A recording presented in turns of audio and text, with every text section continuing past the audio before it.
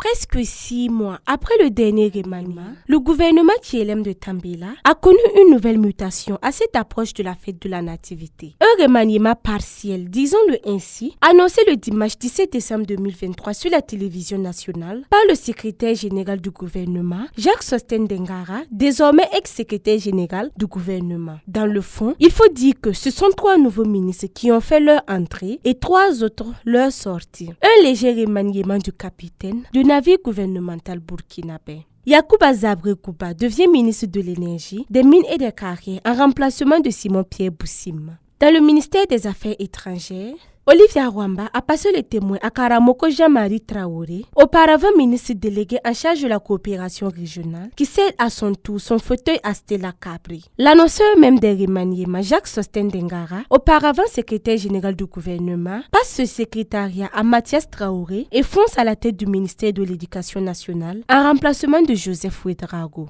Le patron du ministère de la Communication, de la Culture, des Arts et du Tourisme, Jean-Emmanuel Ouedraogo, quant à lui, monte en grade. Il garde son ministère et devient en plus ministre d'État.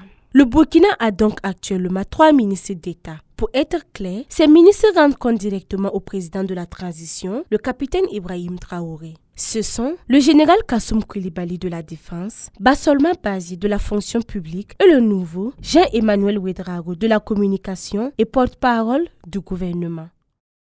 Boama TV, l'autre télé by Pro Org.